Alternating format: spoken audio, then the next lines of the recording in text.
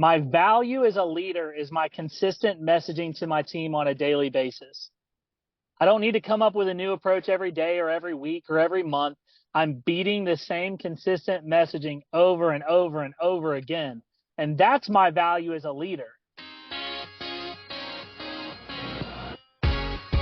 Hello, everyone, and welcome to the Moeller Real Estate and Business Podcast. I'm your host, Phil Moeller, and on this podcast, we will be interviewing guests that have made their mark in real estate, in business, and in other areas of life. Listening to podcasts myself has helped me in so many different ways and continues to do so. If you're a real estate investor or an entrepreneur or aspiring to be either, or just someone that wants to learn, you've come to the right place. An easy way to have an impact is to share this episode with friends or family, provide a review, or just spread the word. We greatly appreciate it, and now let's get to the show.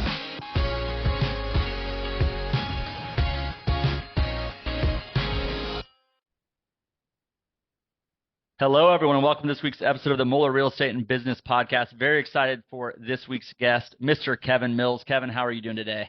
Brother, I'm doing awesome. I'm blessed. What about yourself? Things are great, man. We're very blessed as well. So, Kevin, you have a pretty impressive resume. First and foremost, married with two girls ages 9 and 10. So I was joking with him that I always have kids the same ages. So I have a 10-year-old daughter as well. But Kevin is owner of the Mills Group for Century 21, number one in the world in the past and in the future, as he said in the pre-show, in real estate sales in the world, which is incredible. So he has a real estate team. He also has his own insurance company. He's invested in a lot of different real estate asset classes. His investment focus now is mobile home parks. But Kevin, I want to start with the story of kind of how did we evolve to where we are, and especially how did you become number one in the world? Yeah, awesome. So I apologize for that, man. My phone dropped as soon as I went to go say something. But yeah, man. It started with I graduated. I met my wife in college. We went to the University of South Carolina. My junior year of college, my wife now, my girlfriend then, became pregnant with our first daughter. So I go from a rugby player that loved to party every night, big drinker, big socialite, go out every night, didn't care about school, to I'm about to have my first child at 21 years old. So that was a huge shock for me. And basically my girlfriend then, now my wife, said, hey, you can move to Myrtle Beach, South Carolina and hurry up and graduate and be a father, or I can do this without you. And I mean, that my wife is a strong, independent lady. So I mean, that was kind of her take. So I said, I guess I'm moving to Myrtle Beach. And when I was in college, I really didn't know what I was going to do. I had a lot of good friends that were slightly entrepreneurial. My dad was a cashier at a gas station my whole life. So I always knew like working hard wasn't the way, but it was being the owner in a business was going to be the path. And so because I saw my dad's bosses reaping the benefit of all the time he put in. And I understood that, man, at a very young age. So I moved to Myrtle Beach with my wife, graduated college a year early, or a year earlier than I would have. I was on a 5-year track. So I did the summer schools and took way too many hours. I got out of the rugby life and just dedicated for that 9-month period to get my degree, and moved to Myrtle Beach. I got into auto sales because it was the only thing that was hiring at the time. I still didn't know what my path was going to be, but I knew I needed to get money.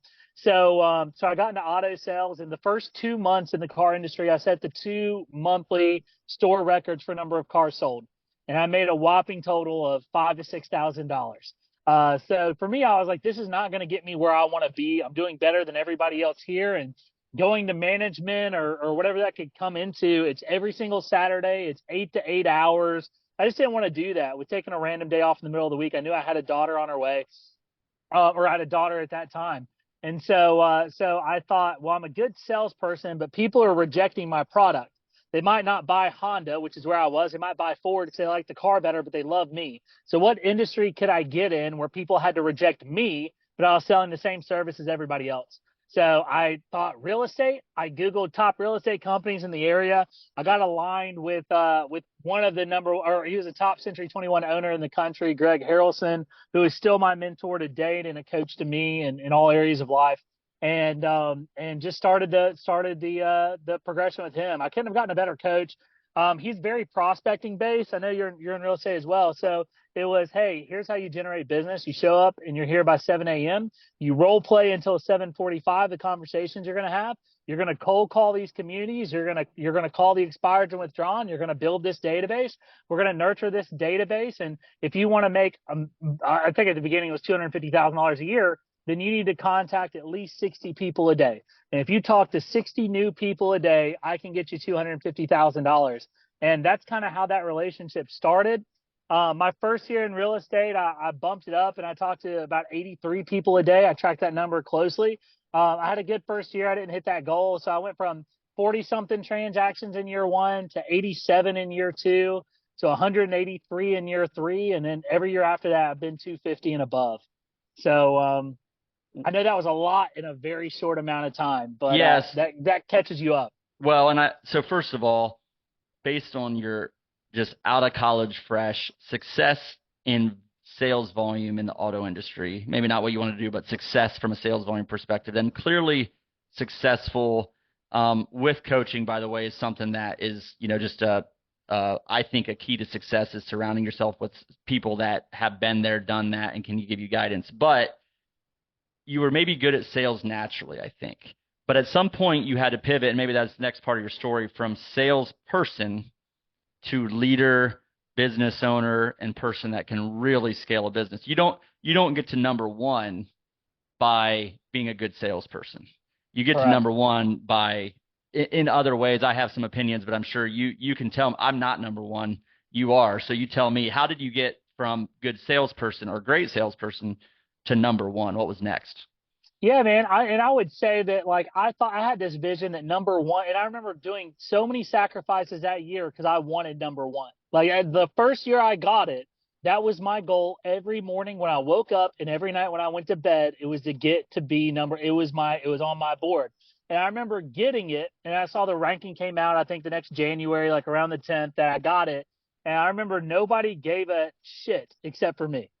Like, and in that moment, man, I realized there's no award with this. There's no like attaboy. It's like I accomplished a goal I set out. It's something that I'm able to say now. But looking back on it, what did I sacrifice to get there? And what did that ultimately get me? So I had a friend of mine, and I'll get to the question, that just left a multifamily summit that maybe you were a part of, maybe you weren't, that's in a similar tribe that we're a part of. And I asked him, what was his main takeaway? And he said there were two billionaires on stage, and both of them said that it wasn't worth it, that the amount of things that they sacrificed getting there just to be able to say they have X amount of doors or X amount of net worth wasn't worth the sacrifice they made. And I think it's because they didn't care about who they were being along the way. They were just set out to hit a target. So on a daily basis, they were only focused on what they were doing and not who they were being. So when they got there, they didn't even know who they were because they were never focused on who they were being. Because if they weren't focused on being number one or doing the things it took to go to number one, they lost their identity. Their whole identity was wrapped up around getting to some number or some net worth, that once they hit there, they realized there's no magic button. I have agents all the time that tell me, like, I just want to get to $100,000. It's always the number the agents want. I want to make 100 grand. And it's like, all right, tell me about why 100 grand. Why not 110? Why not 90? Is 90 a failure? Is 99.9 a complete failure if you hit it? And I think it's they encompass that number as something that they need to do, but not who they're going to be. So I think it always starts with the being, man. And that's where I lost focus. So when you say, what did it take to become a leader? And I'm still figuring this out, is it's all about the being. Like, who am I being? And it's very, very less about what I'm doing, more about who I'm being. So depending on who I'm talking to, and I'm sure you get this all the time and your listeners do too, every single person of my staff, every single agent with every single company, I need to be someone slightly different for them. I have one guy who's hard charging, chasing to get to $1 million. I got one girl that just wants to make $5,000 a month so she can go on 2 cruises. I got a single mom that just wants to pay the bills and spend time with her daughter. I got another girl who's never even been able to go to the dentist in the last 10 years because she hadn't made enough income to buy health insurance just to go to the dentist. So to each one of the players that are on my team, I need to be somebody differently. So as a leader, I kind of have to sacrifice my doing to think about who I need to be for these people. And overall, who do they need to be in order for us to hit our company goals? So I think my goal is to inspire. My goal is to mix the light energy with the dark energy, meaning here's the possibility of where we can go, and here's what you can do. It's endless possibilities for you if you follow this plan.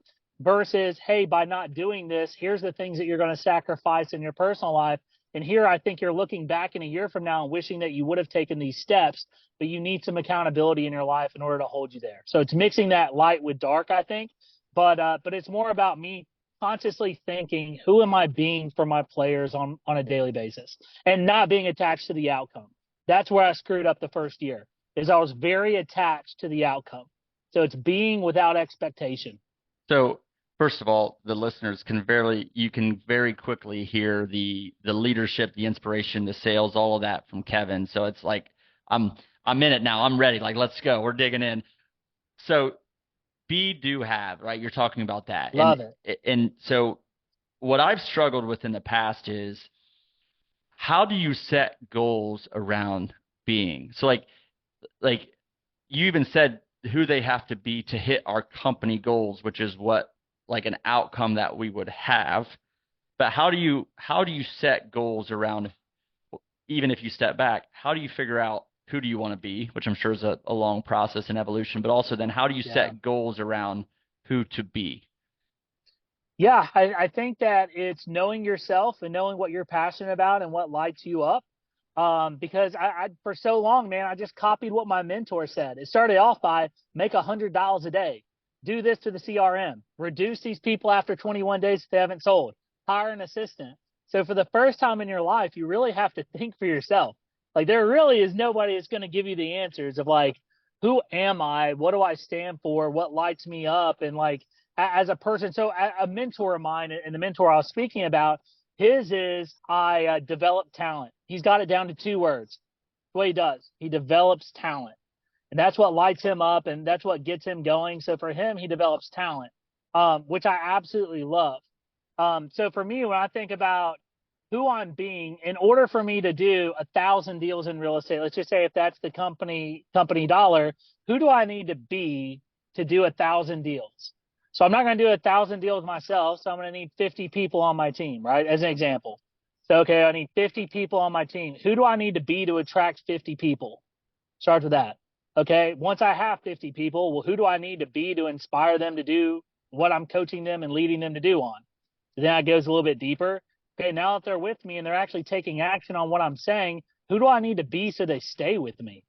Who do I need to be so I can continue adding value to somebody who's just going to follow a recipe I laid out and is willing to take action? And it's the same thing. Who am I willing to be to my staff members who get paid salary that show up and work? And maybe I don't have to be a constant inspiration for them because they're kind of recipe followers day after day. Who do I need to be for these people to show up? Because I need really good staff people behind me and behind the agents in order for them to succeed. So then it comes, okay, who do I need to be as a coach on a weekly basis to them? How often do I feel like I need to meet with them so that I can help them along their goals? What kind of messaging do I need to send to them, and what kind of person does that person need to be that's sending the messaging? Is that person uplifting, inspirational? Is that person telling them what to do? Is that person asking them really good questions about what they're trying to accomplish? How is that person holding them accountable without them thinking that I'm holding them accountable?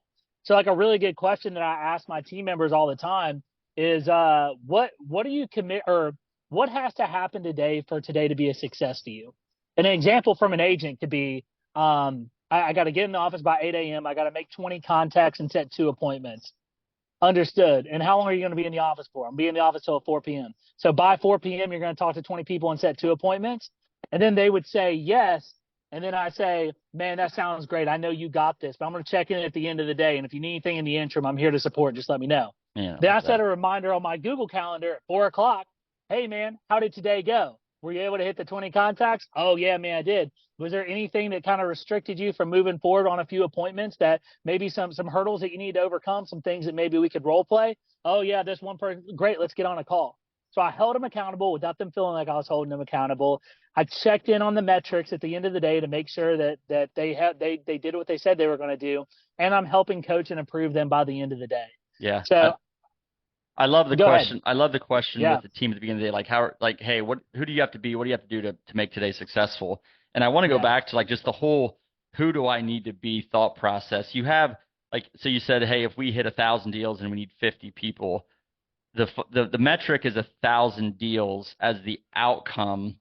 But what you're really measuring yourself on, I think, is clarifying who you need to be. By the way, self-awareness you talked about is so important because you're going to change as you get to know yourself better. This is going to evolve. It's just not don't get frustrated if you don't know who do I want to be right now and everything about me. Like it's going to evolve and you're going to change and learn and grow from it. So just building that self-awareness as to who you want to be, I think is so important. And again, that'll evolve. So don't beat yourself up on it. Yeah. But I don't even know if I'm 50% of the way there.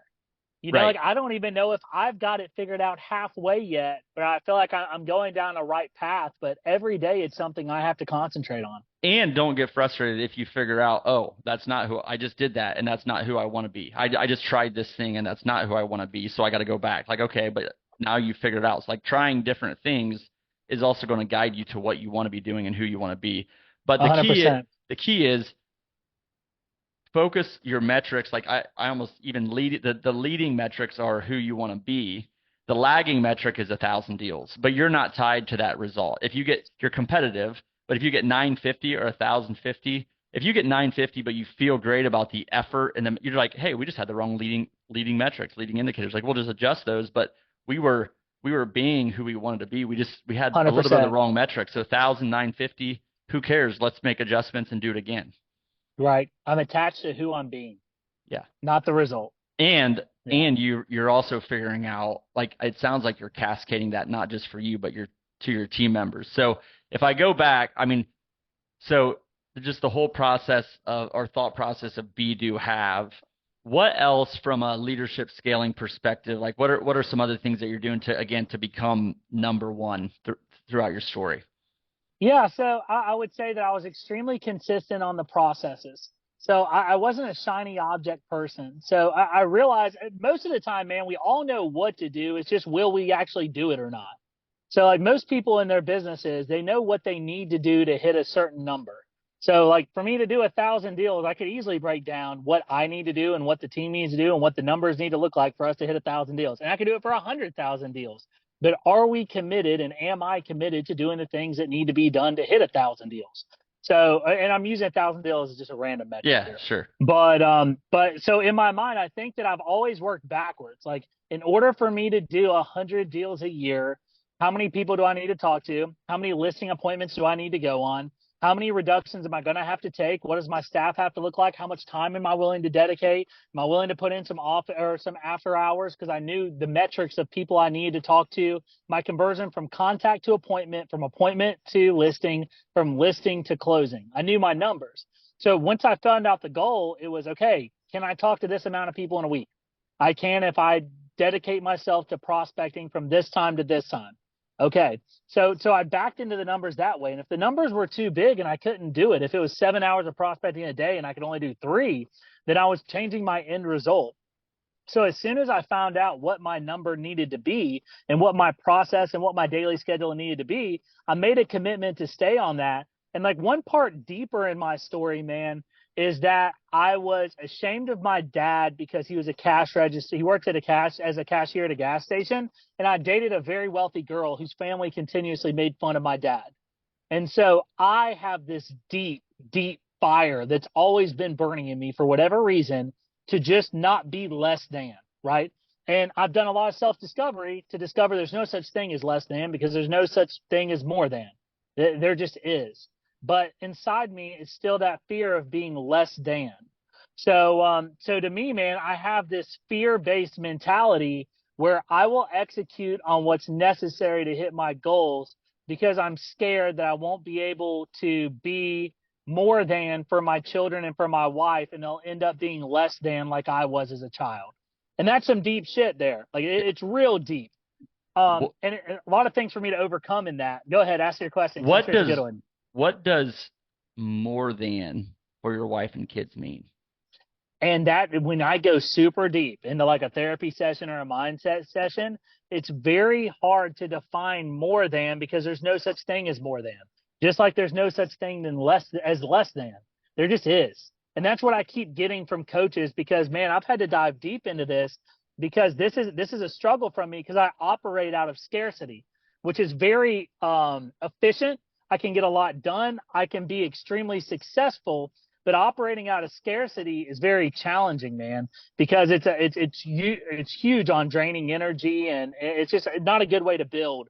So I'm really working to overcome this. So the truth is, man, there's nothing that is more than because there's nothing that's less than. There And just is and there is not. that's I guess that's in the different areas or buckets of life. Like, so there's Yeah. more money than, less money than, there's more time than, there's less time, there's more love than, there's less. Like, am I thinking about that the right way? Like, and there's not more than, but I can apply it to different areas or buckets of life. Is that? Yeah. Yeah, I would say it's everything, man. Like I try to overcompensate because like when and you can relate to this because you're a father. The biggest mistake I made as a dad is I tried to be the dad I wanted as a kid and not the dad that my kids needed. Because having 5 kids, I have 2. Each one of your kids needs a different dad. Like you need to be someone slightly different for each one of your kids, in my opinion. My oldest kid is scared of her own shadow.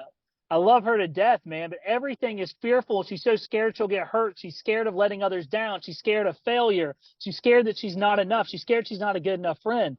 So my coaching and my dadding to her is you're more than enough and you got this and you just need to trust yourself and nothing bad is going to happen because I have your back. Take the leap of faith. I got you. My youngest is an amateur surfer, and out for her 8th birthday, she wanted to jump out of an airplane. Like she's the opposite. Yeah. Like the kid is wild in a great way. But for her, it's like, hey, before you do this, like really think about what the possible outcome of it could be.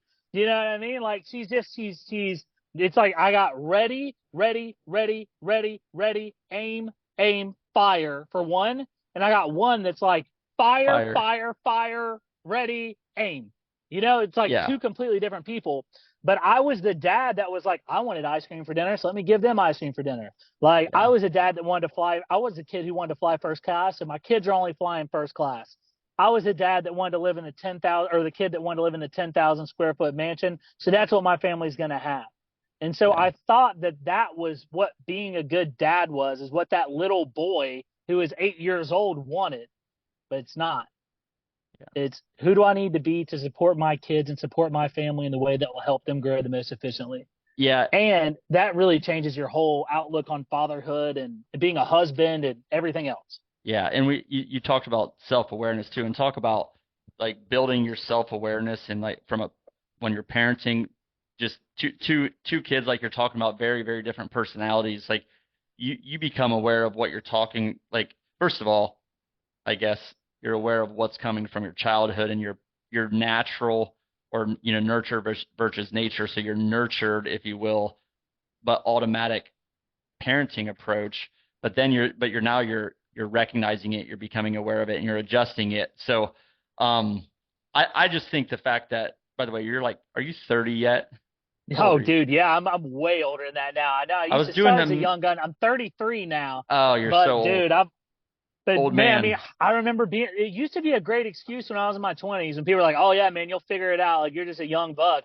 But I feel like as soon as you hit 30, man, that excuse is no longer valid. Just keep Like, just hang out with yeah, old people like myself. But I think just the point I was trying to make is like, kids also build your self-awareness. Like, oh, I don't have this yeah, figured out. I need to get better at this. And just the different parenting approaches to kids, being careful that you don't treat them too differently sometimes too. But it's just a whole complex thing that I'm still trying to figure out. And my kids are all different. It's amazing how oh, all dude, kids can be yeah, just so different, and you try to adapt and you mess up all the time. So um and I want to go back even before that too. So from a business perspective, really the two things you said is the being and the just being consistent with the process. So I want to talk about that a little bit, and yeah, just that it applies. So you're talking about real estate agency, real estate sales, but this applies to like any business. And what I was going to say earlier is like, I've tried different, like I know multifamily. I know it really yep, well. I know what multifamily in the area I'm in, but I've tried a lot of different things. And it brings me back to like right now, as I'm building a team, we have momentum in multifamily, like things are going well. I know the metrics, I know the numbers, I know who I need to be for that. But it's when you do different things, it that can be a distraction sometimes. So I guess my question for you is you've done some different things too. You have a real estate team, you have an insurance company, you have real estate investments, you do a couple of other things too. How do you manage that or get that to a point where either step out of it or you can do multiple things like that, and not be a distraction? Yeah, so I'm still at the phase where my core is still my core. So my real estate production is the core. Everything else is just an enhancement on top of my core. So I have, again, dude, really good mentors and really good coaching. And one thing I realized from a leadership standpoint, my value as a leader is my consistent messaging to my team on a daily basis. I don't need to come up with a new approach every day or every week or every month. I'm beating the same consistent messaging over and over and over again. And that's my value as a leader. It's not that I got to come up with something new to say to my team members and my teammates every single day. It's I'm confident if we keep on going and we keep these numbers consistent and we keep on with the same process and we continue adding these enhancements outside the core that we're going to grow. But we can never lose our core.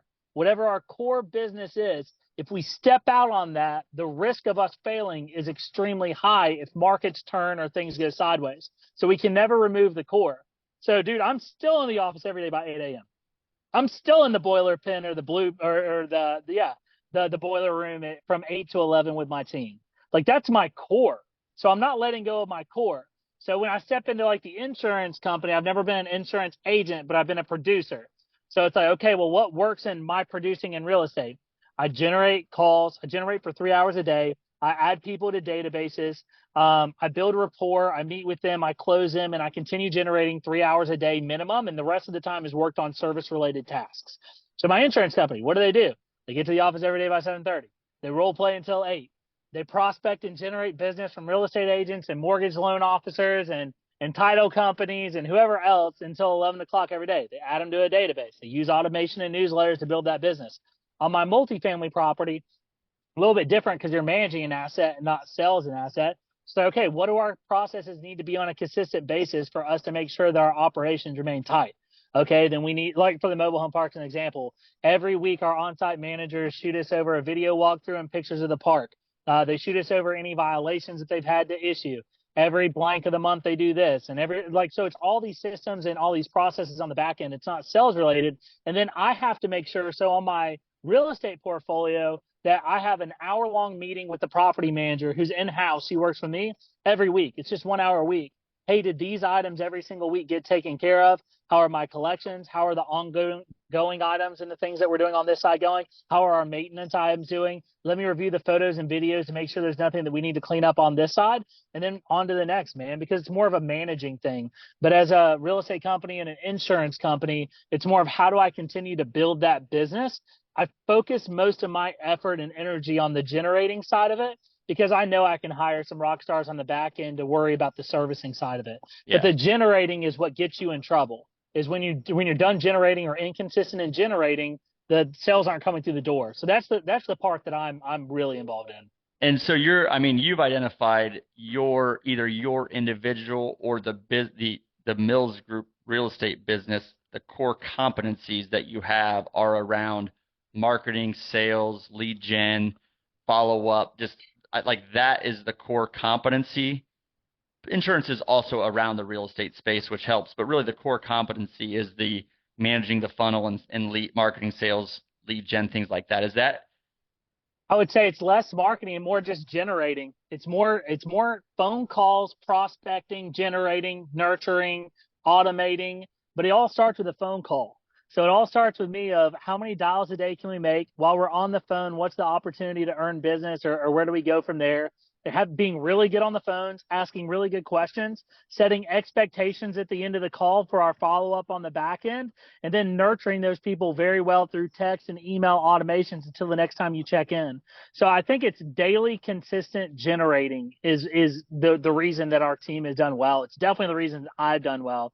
If you take out daily consistent generating, for sure the real estate team or my real estate business would have been nothing. It would just be very inconsistent, man. Yeah. And what the other thing that comes to mind is like you've chosen to grow another business around your core competencies, around the core competencies, not around like you didn't select the industry. Like insurance and real estate sales are two, I will say two different industries. Maybe they're connected, but the core competency was the important part, not the industry. And the reason I say that is like I think any company you just need to do some like you get comfortable knowing an industry. So you think, oh, if I scale or start another business, it should be around that industry. I'm just wondering if that's the right question to be asking, or is it no, what are my core competencies and where else can I apply these same core competencies, even if it's in a different industry?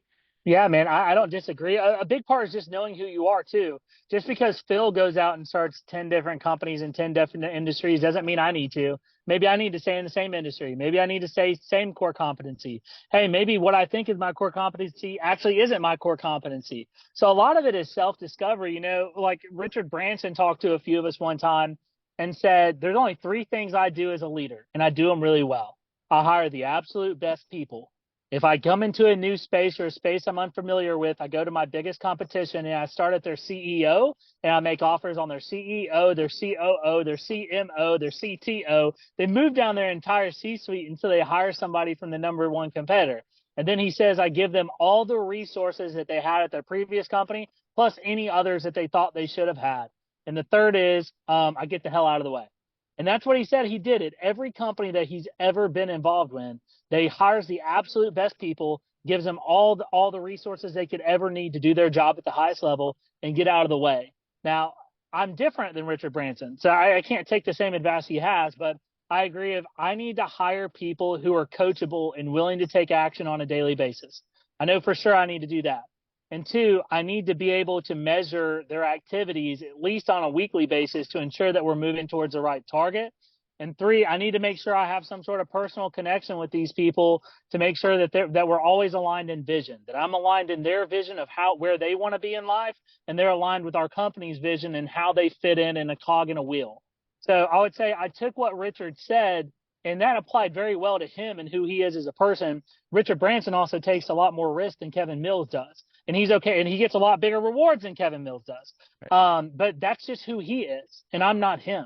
So I love looking at these guys, but the one thing I don't try to do is copy who they are because we're all so different, man. So Yeah. I just try to relate it back to who I think I am and try to make some very good decisions on some things that need to be true in my life for us to be successful in whatever business I'm a part of. Yeah, it's amazing how this conversation kind of comes back to you know getting clear on who you are, who you want to be, your true identity, not identity of results. So I like how that kind of came full And circle. unfortunately, man, and you can talk in your own experience probably like for so long in my professional career, and by so long, let's just call it like 5 or 6 or 7 years, I was able to get coached on what to do on every single step. So this like, who are you and who do you want to be? It's so easy just to try to listen to other people and who they are and copy them, but you're never going to get it by doing that. You really have to spend a lot of time self-discovering, which is really difficult when you're a good soldier. And that's what I am, meaning that I'm really good at following orders. I'm really good at taking mentors' advice and being coachable. But who are you and who do you need to be? That's something that people can't give you advice on. Like Yeah. you really have to spend a lot of time getting like uncomfortable with yourself to figure out who you are. And what I had a coach tell me one time is like, Kevin, I develop talent. That's what I do. And that's what I love. Like for you, Kevin, it could be you build billion-dollar businesses. Like my developing talent costs me money. It means that I'm not just going to outsource all this stuff to a VA, or I'm not going to build a sales team where I give them all the business and then they get a small percentage of it. I'm developing people who can take a whole pig and dice it up and go to the very finish line with it because they're extremely skilled, and I'm willing to sacrifice my time to build these people so they're very successful business people who are very sharp people. Now, you could be one who couldn't give a crap about that, and you care about scaling and building businesses to $1 billion. That doesn't make you a bad person, but you're not going to build your business the same way I build it. And if you copy me and you devote yourself to developing talent, you're going to be very, very unhappy with your life because that's something that you're not passionate about, and it's not who you are. Because again, man, I just wanted to copy the people around me that were super successful. but there's some point where you got to step out on a limb and get uncomfortable with yourself. Yeah, I want to come back to that right there. But the other thing you talked about self discovery, and one thing, I mean, we joked about your age, but you're young, but I think you're taking so much action, plus you're seeking out mentorship. And because of that action that you're taking with some guardrails, but you're not trying to be them anymore. You might have, when you're younger, tried to be them, and then you realize, okay, I need to be Kevin Mills, not them. But when you take massive action, when you're just trying things, your pace of self-discovery, I think, is much more accelerated. So my point is, you at 33 know way more about yourself than a lot of 50 or 60-year-olds might know about themselves, because you've been digging in, you've been getting feedback, you've been getting coaching, you've been taking action to figure yourself out, which then guides, okay, who do I want to be? Yeah, man. I think I've had just mentors and people around me that have asked me really deep questions that have led me to think about things a lot more than traditionally people do. So like I have mentors that say, like, when I say something to be true, whatever it might be, well, in order for us to do this, we need to do X, Y, and Z. And they say, why do you need to do X, Y, and Z? Because it seems to be the best path. Have you explored any other paths? No, I mean, those are the ones that I know and those are good. Well, shouldn't you spend time exploring other paths before you feel confident that this is the way it should be done? Even like when it comes down to, and I'm religious, okay, and I'm Christian, but there comes a time in your life where it's like, okay, well, why are you a Christian? I was always a Christian. I was always in church. My parents always brought me to church. My brother was a pastor. Like, it was just what you did. Why did you believe in God? I believed in God so I didn't go to hell. Say, okay, dude, you're an adult now. Like, really think this through. Why do you believe in God? Like, why do you believe in the Bible? Like, why are you still choosing Christianity? Because there's no parents that might be kind of forcing it upon you.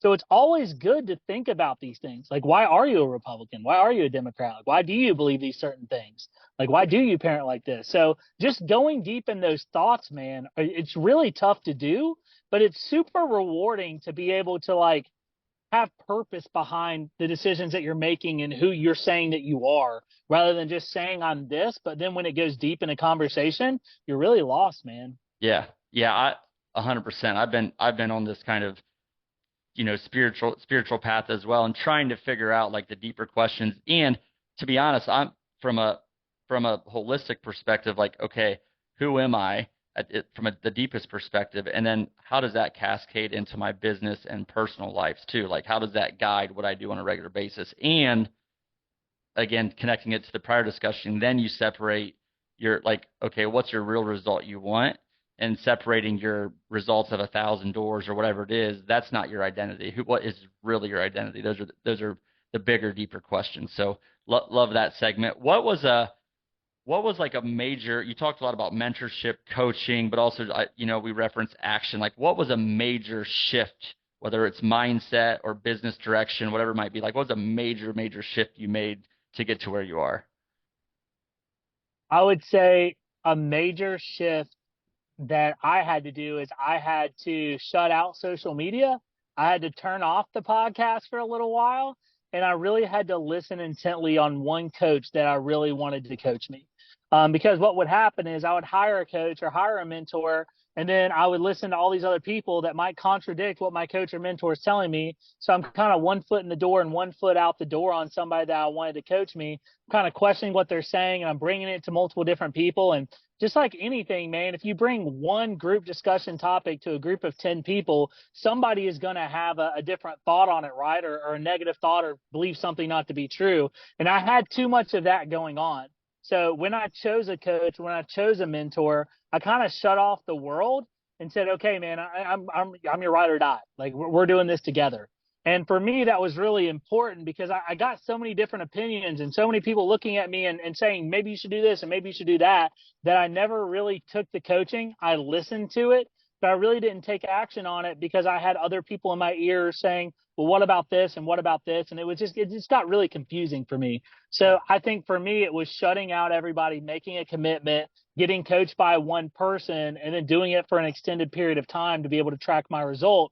And then maybe thinking for myself after that, or making a different decision. But there was a time where I had to shut out podcast, YouTube, social media for like 6 months, just because there was so much going on, so much I was always listening to, that I was always just kind of conflicted on the inside. It's Yeah. even like now, man, I got to remind myself like every second I'm bored not to just grab my phone and start scrolling on something. Hmm. Like it's so my instant reaction, like as soon as we hop off this pod call and I put my phone down and I put my car into drive, I'm gonna grab my phone and look at it and start scrolling to see what I was missing. It was like, no, dude, be alone with your thoughts for a second. Yeah. Like really think.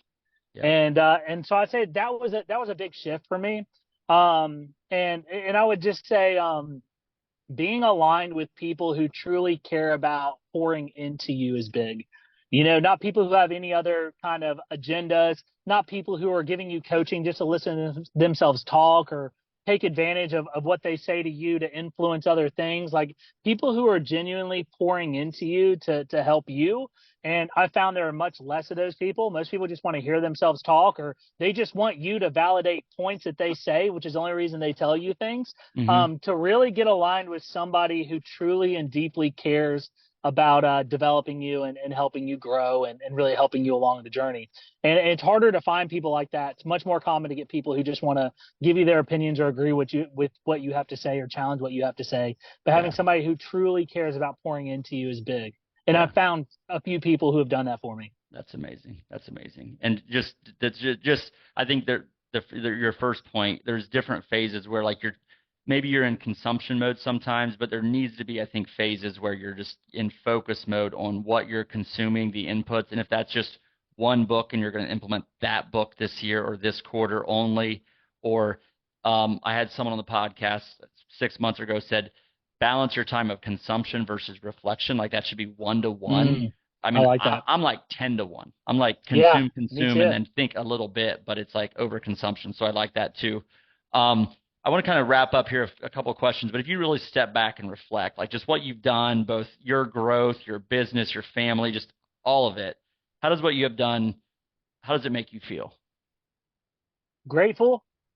But I'm super grateful that I've been in a position, the markets have been where they were, the people that have come into my life have come into my life, that my health is held up, right? That I haven't been sick because I mean, dude, as soon as you're unhealthy or you get sick, the only thing that you want is to be better. You know what I mean? So I'm lucky from a standpoint of like no huge disasters have happened in my life, which have allowed me to focus on this. But also that some really good people have joined me alongside. Like I've the best assistant you could ever ask for in this world. I have some of the best coaches and mentors. I have some really good people on my team. I have like I just have some really really good people that I'm aligned with. So I would just say I'm really grateful for the opportunity, and I'm just grateful to be in position to keep on growing. Yeah, it's amazing. And I think throughout the episode, you can hear it from Kevin, just his sincerity, how authentic he is, and his like the mindset you have and the mindset of gratitude, I think is really neat. And you clearly face a lot of challenging situations. You're creating them sometimes. You're going to run into challenges and problems when you're doing what you're doing, but to have a mindset of gratitude, I think is so awesome. So congratulations for that. What are you excited about moving forward? I am excited about continuing to build with my existing partners and with people who are alongside of me, and as well as my children, man, and my family. So I'm excited just to build this life. You know, that doesn't mean for business, that doesn't mean personally, but like last weekend, I was in the Outer Banks with my youngest daughter who surfs, and she was surfing some incredible waves. And like next week, she's going to be coached by the Caroline Marks, who just won gold in the Oh, Olympics. wow. Like she's Nice. going down there, and I'm excited to build that. And like my oldest daughter is extremely interested in business, and I'm excited just to continue to pour into her. And me and my wife are doing really well. We're having great date nights and really deep conversations. I'm excited to build on that. And the real estate team continues to grow. Insurance companies continue to grow. So I'm just excited to keep on building and just building relationships with my friends, family, kids, businesses, all of it. That's awesome. Building. I love it. I love that word. Um, what what do you think will be your key to success moving forward to be able to build? Like, what do you have to stay focused on? Yeah, I get it's boring, man, but I think it's just consistency. Like, and if I think about the people who've done really well in business and in sports and in life and in their marriage and just in multitudes of different areas, the one thing that I could categorize them all as is very consistent. Like the reason that Kobe Bryant was so good at basketball is because he made the 150 free throws, right? And the reason that Warren Buffett is as successful as he is because he has the same morning routine every day where he does the same exact things over and over and over again. And the reason that most people who are married and are happy are pouring into their relationship on a weekly basis. So it all comes down to consistency. And just a hack, man, and it's a very basic hack, is every single week I have the same things that appear in my calendar, which is like every Monday, it's 2 times it says call your parents, which I throw in my calendar twice a week. It's date night with my wife. Once a month, it's buy my wife flowers. Every single week, it's tell my wife I love her. It's different meetings I have to be at, different people I need to text, different emotions I need to have during the week. And I throw it on my calendar before my calendar fills up. So I always get the important things out of the way to begin every single week. So like, I know I'm calling my parents twice this week because it's on my calendar every single week. I know I'm doing a date night with my wife because it's on my calendar every week. I know I'm getting her flowers once a month because it's on my calendar once a month to do it. Like, I just know these things are going to happen because I'm prioritizing them. Yep. So I would just say what's going to lead me at the end of the day to look back and be like, man, I really lived a life with intention. It's having these intentional things on my calendar every single week. Yeah. And so I don't have to remember them. Yeah. And being in control of it versus other people being in control of your calendar too. So 100%. Last question, then I want to hear more. Yeah. I want to share with the listeners how they can find out more about you. Most impactful book that you've read. Man, The E-Myth is a really good book, and that's one that comes to my mind, and I really enjoyed that book. Which is about EOS and entrepreneurial operations. I really like that. It really made me think a lot harder. I just read Buy Back Your Time by Dan Martell, and I'm reading it again. I got so much gold out of it, but I finished the book, and I was like, well, damn, dude, what do I execute on first? And I was like, I guess I better read it again. Yeah. So I'm reading it again. I need to do that. It's really good. It's such a good book, man. Like, I think that's such a good way to really grow. And there's so many great takeaways in that book. Yeah. And I mean, you talked a lot about it throughout. It really doesn't surprise me, maybe those books. You're just what the theme of this discussion is, who do you want to be, but also then just consistency and like systems and processes. You're really dialed in, not just in business, but your whole life. So congratulations on that. Kevin, this has been phenomenal. You brought the heat. I could tell right away. Like, okay, we're going to get into it today. So I love it. I appreciate bringing it to our listeners. How can our listeners find out more about you? Yeah, man. I say the same answer on every single podcast, and I think it's a really good one. So I'm just going to continue doing it. Continue to grow and continue to get in the right rooms, and hopefully you'll see me in those right rooms one day. Oh. So, I mean, that's the best way to get a hold of me, man. Keep on growing and keep on trying to get in the right rooms, and hopefully one day we're sitting right next to each other in the right room. That'll be the best way to get a hold of me. I love that, man. That's a great answer. Best answer on that question I have had on the podcast, Kevin. Thank you so much for joining for the Muller Real Estate and Business Podcast. Signing off. Thank you for listening to the Muller Real Estate and Business Podcast. We hope you found today's episode helpful. If you know current or aspiring investors or entrepreneurs or anyone that would benefit from today's episode, we appreciate you sharing it with them, or better yet, providing us a 5-star review. To learn more about Muller Real Estate, visit our website at www.mullerre.com. You can also sign up for our newsletter or local events via our website. In closing, I encourage you to be purposeful in all areas of life, educate yourself, network with others that have been successful, take action, and lead. Thank you.